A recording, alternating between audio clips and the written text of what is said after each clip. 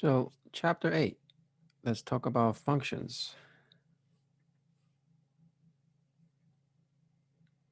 Now, function definition. Function definition basically is in this format. Generally, you have a function name that identifies the function when you make a call. And that function has a return type. What is the value you want to return? Uh, the type of the value you return, if there's nothing to return, it would be a void type.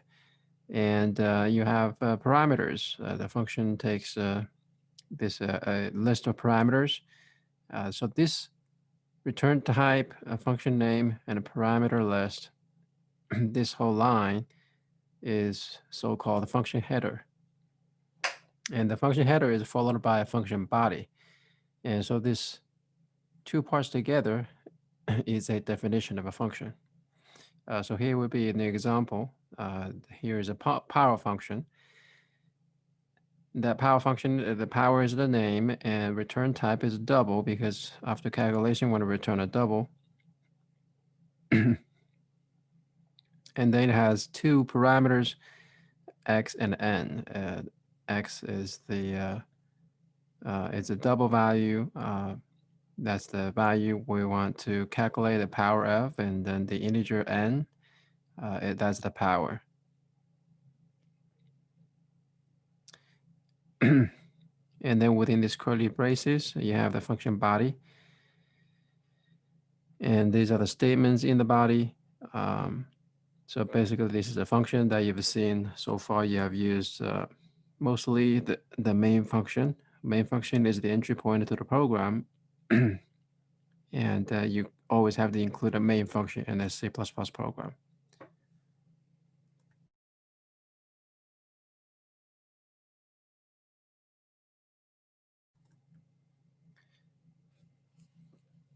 There is also a function declaration, like a variable. You could declare, well, in the case of variable, declaration and definition are done at the same time. It's a little special case, but these two things are a little different.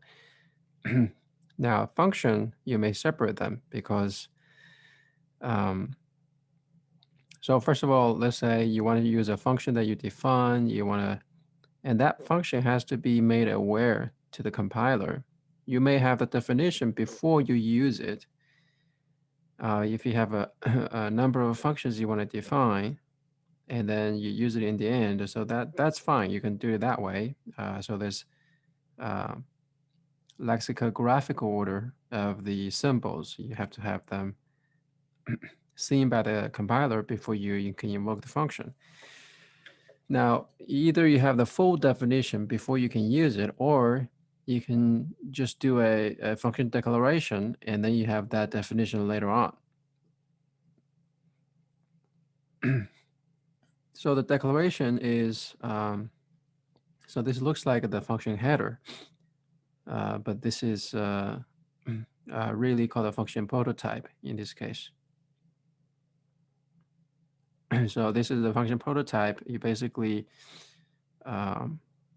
you have the name, the return type with the argument, with the parameters, and then on its own in a statement. So that makes a function declaration. And then with this information, the compiler can process the function calls to, let's say, power before it sees the definition. Then how do we pass arguments? Now, as we kind of mentioned earlier, that when you have a function definition, the function has parameters. Now, when you make the function call, you pass arguments to it. And the arguments need to match the parameters, of course. Now, if there's a type mismatch, the compiler will try to convert or cast implicitly convert one type to another. If it cannot, and then it will issue an error. So here's a simple example. There's actually two types of mechanisms. There's two mechanisms of passing arguments. there's a pass by value. So this is, take a look at pass by value. What does that mean? So here we have a variable value defined, and there's a double, and then we have an integer at index. Then we have, and then we're going to also declare another variable result, initialize it with, as you see, there's a function call. So we're calling the power function with two variables. So you see value and index. And this, when you write it this way, what's actually passed into power is a copy of them. Here's an illustration. So index holds a value of 3, and the value holds a value of 20. And then we'll make a function call. Now here's what's happening. The compiler will allocate a space on the stack, so-called stack, and that's sort of a localized scope for this function call. And it will actually make a copy of those values into these parameters. And these parameters, of course, will be used in the body. The body, we're going to use x and n. So these two variables, their parameters are basically local variables to the function body, and they cannot be used outside. And because they're copies of the original values of those arguments that are passed in, whatever you do with the x and n, they are not going to impact value in index. So those values are going to remain the same as it was before you make the call, the invocation. So this is so-called pass by value. Now, what if you want to pass a pointer? No, basically, here's the thing, right? So if you pass by value, you cannot change the original value, right? Because it's a copy. What if you want to change the original value? Then you could potentially pass the address, right, of that value. So through a pointer, and then you can change it. So what's different here? It's not that different. The pointer itself is still passed by a value. Now, but we know the value of a pointer is an address. So it still makes a copy of the address of the value that you pass in. Now here we use this address f, the variable it. So say the variable it has a value of 5 at this memory location. And then so this address of it would be just getting the location of the it variable. And then when you make that function call, change it, you pass this argument, which is the address. And then the compiler will make a copy of that address. And then that copy value will be basically assigned to this PIT parameter, and that will be used in the function body. Okay, so of course you can modify the original value of it because now you got a pointer that points to the same address. And so then here we're modifying this, we're adding 10 on top of a 5, so this value can be changed after this statement is executed. the value of it becomes 15. And then later on, we're going to return the new value with this, basically with this dereferencing the pointer, we get the value here. This value, of course, now is 15. And when you return, though, because the return type is double, right? It will make a copy. The compiler will make a copy of the value to be returned. And now this copy will be assigned to this variable result in the main function, okay? So that's passing a pointer argument. Now, another way of, modifying the original value you pass into a function call is by passing by reference. And so now we know reference acts like a alias to the original variable. And it works similarly for a function call.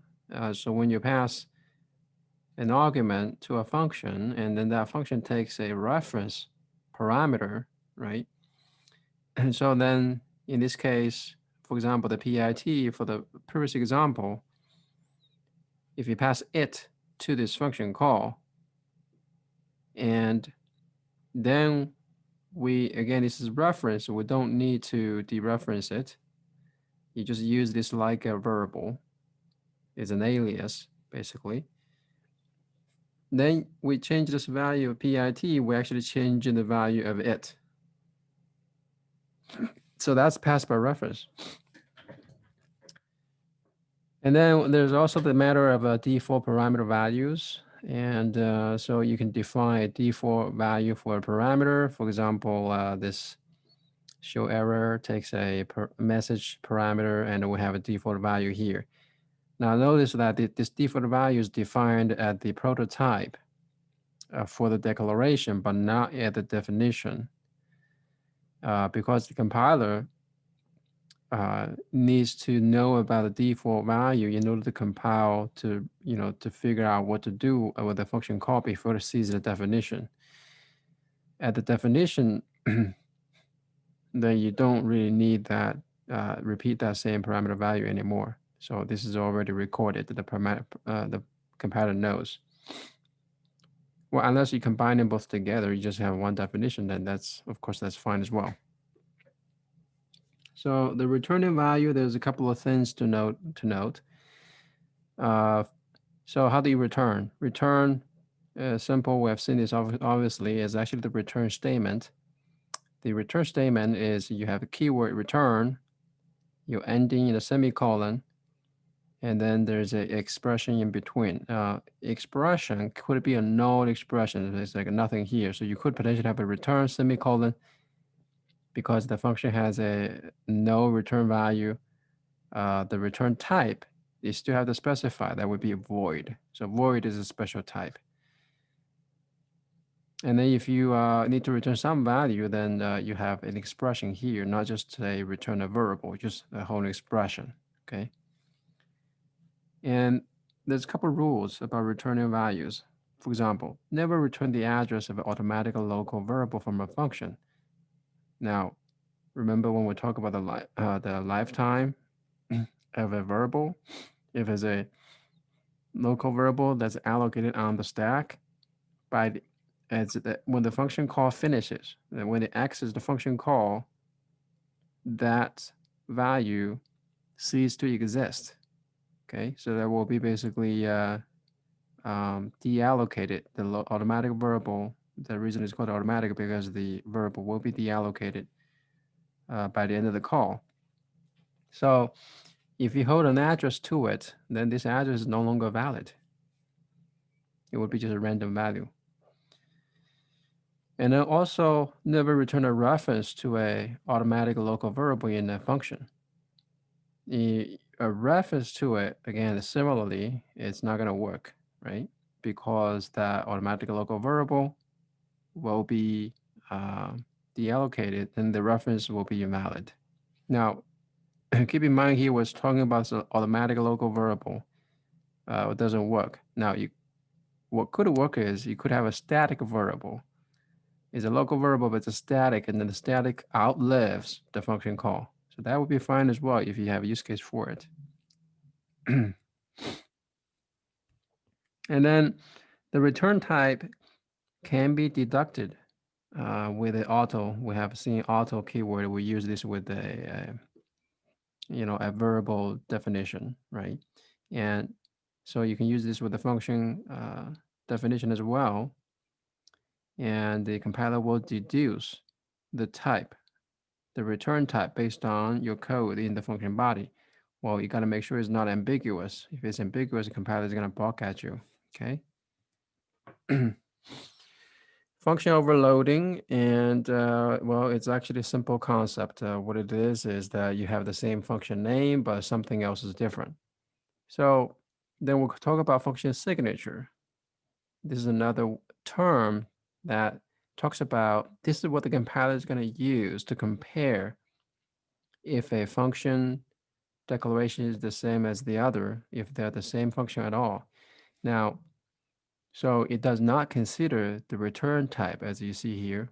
It only uses the function name and the parameter list to determine. So these two things together becomes the signature. And this is what is used to identify the uniqueness of a function. So that also means two functions with the same name are different if, of course, only there's something different in the parameter list, right? So if they have a different number of parameters, okay, that works. Or if at least one pair of the corresponding parameters is of different types. Let's say have the same number of parameters, but at least one pair of the corresponding parameter in the same position. Say the first parameter of the both functions, there are different types, and that is fine as well. Now, what's the deal with the overload? Now, the overloading, because it used the same name, so you have to give the compiler something to figure out which function you intend to call, right? So you have to have something different. That's kind of the idea here. Then there's a special thing to consider is the const parameters. And so if we look at these two declarations here, they're overloaded. You have a larger in two different two different function. That's what you intended. However, though, the compiler is going to consider these two things are the same. So it's effectively the const keyword here, it would be ignored as far as determining which function to call. Now that is because this is a pass by value. And when you see this is not a reference, right? So there's two types of passing arguments. So when you pass by value, it's making a copy of the value, and then if you declare as a const, so when it figures out, the compiler needs to figure out if you have a function call with for larger with the two arguments, it needs to figure out which form of the function you're talking about. Now, because it's a passing by value making a copy, there's really no difference between these two. Whether const or not, right? It's making a copy, and it's not going to impact the original values, the original arguments. So this is the situation here. Basically, is not going to work. Now, let's say we're passing the pointers. Pointers is not that much different anyway, actually. Now, what the is worth mentioning because const pointer, just the syntax is a little different. Because if you put the const before long, that's saying you'll have a pointer to a const long. The const long, that's the type of the value that pointer points to. But if you want a const pointer, meaning the pointer value cannot be changed. It's non-modifiable. So these const pointers, that const of course is similarly ignored, just like the logic here. So if you have a pointer to const long, that's different. So compared to this function, you have a pointer to long versus pointing to const long, they are different, okay? And then in the case of our references, so these two forms are different. They're considered different because, of course, this is a reference to long. You got the reference to const long, and there's no confusion about these two. Then let's talk about a little bit about a recursive function. Recursive function is kind of a fairly simple.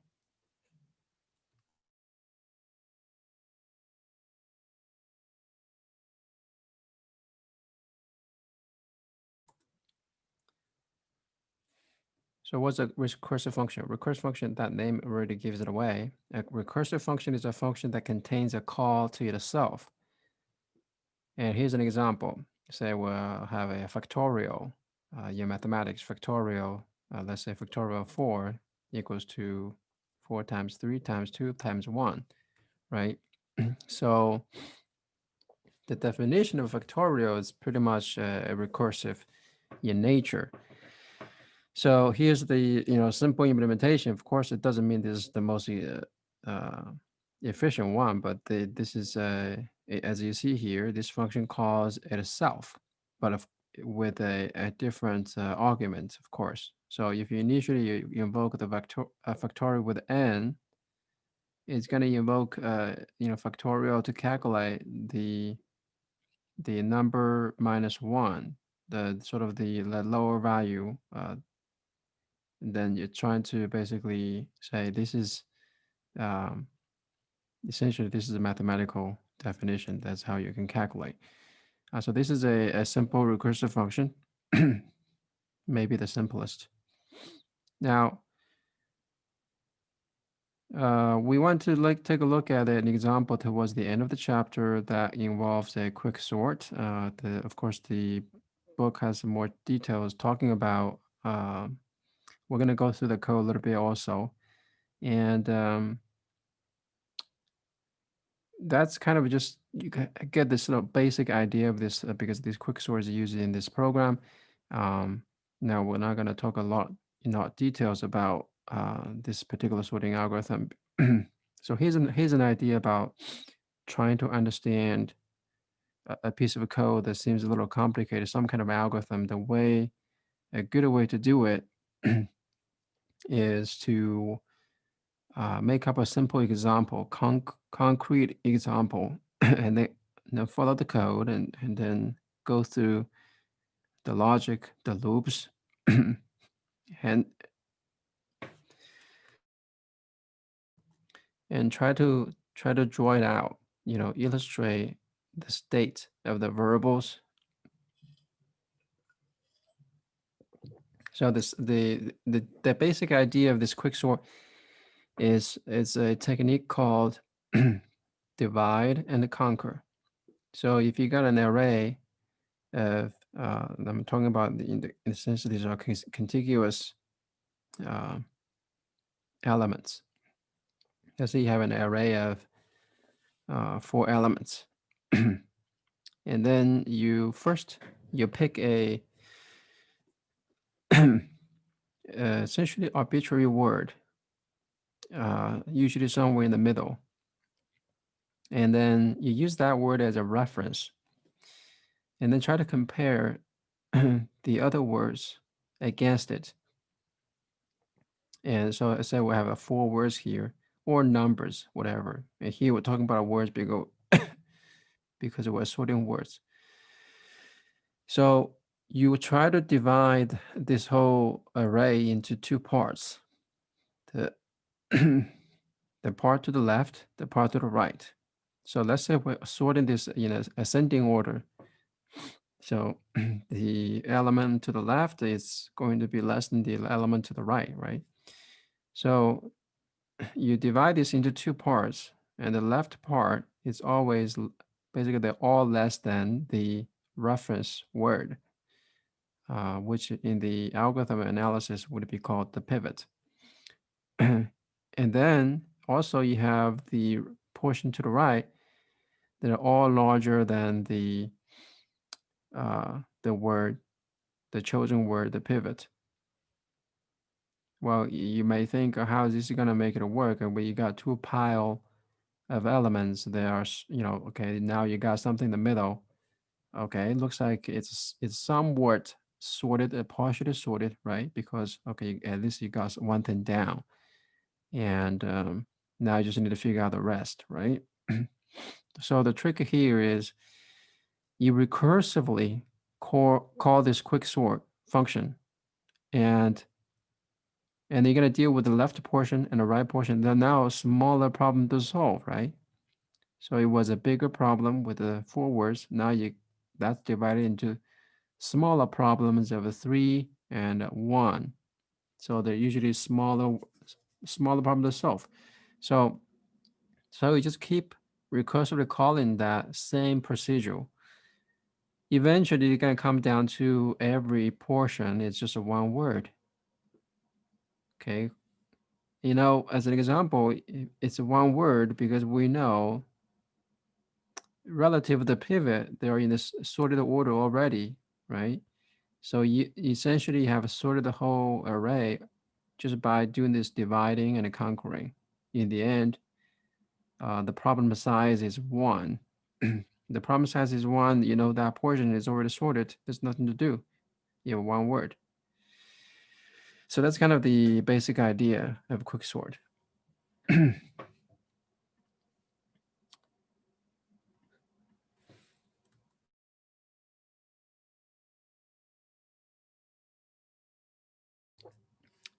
So let's kind of just take a look at this program. And so compared to what we've seen so far, previously we have a lot of programs just having a main function. So this program is a uh, little bit more sophisticated because we got a bunch of functions that we define, not just the main anymore. So, and you see the declaration of the functions here. We've got a bunch of them, just so that we can actually use it in the main. And then we'll have the definition of those functions later on. So this is one way to do it. Of course, you could just put the definition of all these functions right here, so you can use them in the main, right, in this lexicographical order. So the compiler needs to see them before they can process the statements the function calls. Now there's this type alias here. So now you see the sort of the usage of a type alias is usually to use a more meaningful word name to identify a type that you're using, and then which is usually pretty long. So one, you shorten that whole type. Secondly, you have a very meaningful name for that type. So here we have a vector of shared pointer of strings, right? So vector of shared pointers of strings. And that is what we use to basically hold on to the words and we process them. So the procedure is fairly simple here. If you look at the main, so what we're doing here, we we declare a variable words that is a vector, and we're gonna hold put all the words in here, and then we have a string variable text to collect the input from the user. So you see this getLine function. This getLine function is this format here. You are reading a line from a standard input. You also pass in this additional symbol, sort of a string here or a character here. This is saying, you know, as soon as it sees this asterisk, and that means the input is finished. That also means that it allows you to input new lines. It means you can have multiple lines of text, unless you have this asterisk. That means they will read up to this point. So this is what it's doing, and then so you can have a block of text. And then once it's got this whole line of text, and then first it breaks down that whole text, analyze it into words. So it needs to use you know, to identify the separation between the words to figure out which word, you know, to extract the words and put them into the vector. And then we're going to sort the vector of words, and then we display them, right? This is the process here. We get the word, the text from the input, we extract the words, sort them, and then display them. And then now you kind of see how this makes functions of those different parts of the program. And this is usually how, when you program, you don't want to have a function that's really, really long. And you break that down into logical units so that the program is easier to understand. Now, extracting the words. So this is using the functions that we have explained in the last chapter for strings. And so you can read this thing by yourself, and this is using the find the search functions of a string. And over here, we're using this function make shared to make the shared pointer. We have seen an example before, so we're using the pointers here to pass around to manipulate the words in the vector. This is also used to sort of avoid copying the text, the words, over and over again. So this is another idea here to use the pointers here. And then you have a swap function, which is actually used in the sort, right? This is the quick sort function, the function here. So the code is not very long, but it's maybe a little difficult to understand if you don't know the basic idea. So have you explained the basic idea? If you truly want to understand how these things work, and you should work, just make an example, a simple example of, let's say, 4 or 5 words or numbers for that matter. It doesn't really matter what type it's sorting on, and this is kind of a generic thing. So anyway, so you can just follow along, and this recursively calls it itself, and if for each function call, you just figure out what's going on and draw them out like in the array format in the illustration that we explained the basic idea, and in that format, just step by step. And this is how you can understand somebody else's code. And so I just want to point out, let's see what else we can look at. So here, to show words, this is looping through this vector, and they're trying to format the number, trying to limit how many words per line. Okay, so here, this is, saying if the first character of the words changes. So, it kind of starts from, if you have words that start with the letter A and they will be in the, first line, right? And then it will break off if you found more than 8 of those words that start with A, and just so that it does not overflow on a terminal when you see this, right? So it's kind of breaking off only 8. And then, and so that's when you print out a new line here, okay? And then you reset the words in line to count how many words you have print out so far.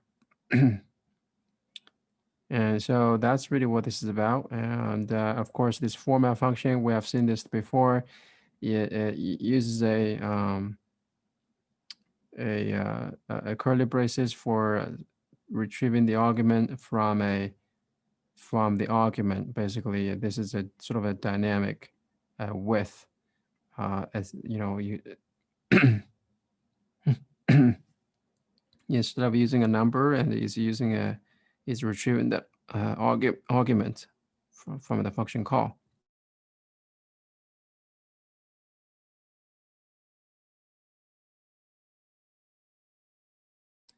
All right, so that is the program, and it's a little bit more sophisticated than what you've seen so far, and then but nothing in this you have not seen already. Now, there's one thing that I want to point out is this. Let's actually take a look at this, the signatures. Now, these functions, they all have a void return type. So they're not returning values, but actually they are. They're returning values using so-called output parameters. So they're all in the parameters. For example, these two will be considered input parameters because you're not going to be able to change. This is a passing by value, right? But this is a passing by reference. This allows you to to change the original variable, and this would be considered an output parameter. Okay. So you could return value from a function through an output parameter, or of course through the return value, and And it's just so that this example here is not demonstrating with the return of this thing as a return value, um, but that can be done as well. Okay, so this is just a particular style here. And here, you see this const reference to const. And this is a very typical pattern. If you don't want to modify a parameter, import a parameter, you pass in by reference, usually for small um, types in terms of you know, the value, how much data is there in memory for that. If it's like a vector of a lot of things, of course, typically for container types, you want to pass by reference. You don't want to, because you want to avoid a copy, which, takes time and also takes memory space. Okay. So it's a matter of efficiency. If there's just a simple fundamental type, um, an int or, a double or whatever, those things, you pass by value because you're not really gaining much by passing by reference. It's just unnecessary. All right, so back to the slides. Let's take a look at the summary of the chapter. And so first of all, functions are self-contained. They are compact units of code with a well-defined purpose. The basic idea is if you have a function, make sure this function basically does one thing. Don't try to put too many things in a single function. A function should be doing just one thing, single purpose. That's a good design. And the function definition consists of the function header followed by the function body. We've seen this as a general format. Now, mind you that the header, what I have shown so far is not all that's possible with the function header. There's more variations, by the way, but we'll get to some of those when we talk about classes. And here we're talking about the standalone functions. And then a function prototype enables the compiler to process calls to a function before it is defined. So there are two mechanisms to pass the arguments to a function, passed by value. Basically, the argument values will be copied. And then passing a pointer, that's also passing by value. But since you hold on to a pointer, now you can change the value it is pointed to. And then you can obviously declare a pointer parameter as const. This will prevent the modification of the original value because pointer to a const type, you can now modify the original value. And then the second mechanism of passing arguments is passed by reference. And passing by reference this is mainly to avoid a copy. So the reference the original argument values are passed, not the copies. And the input parameter should be referenced to const. So generally, you want to, sort of prefer reference to const unless it's fundamental types and just small types. Then just pass by value. Returning values is generally preferred over output parameter. We'll talk about the example we're seeing is using output parameters, but generally speaking, just use the return value. That's kind of what the return value is for, and that's preferred. And then you can return a reference, of course. If you do return a reference, actually a reference to non-const, if you return a reference to a const, then that is, it doesn't have too much purpose, by the way, because then you cannot use it on the left side of the assignment operator. So typically you return just a reference to non-const, means just a reference without the ampersand after the type. This allows the function to be used, like a variable, right? What the reference is like a variable. And then you can use this on the left-hand side of the assignment operator. And then overloaded functions are actually functions with the same name, but different signatures. Right? We know signatures is name plus parameter list. So the overloaded functions have the same name, so something about parameter has to be different. A recursive function is a function that calls itself. That's fairly straightforward. So that's it. Thank you.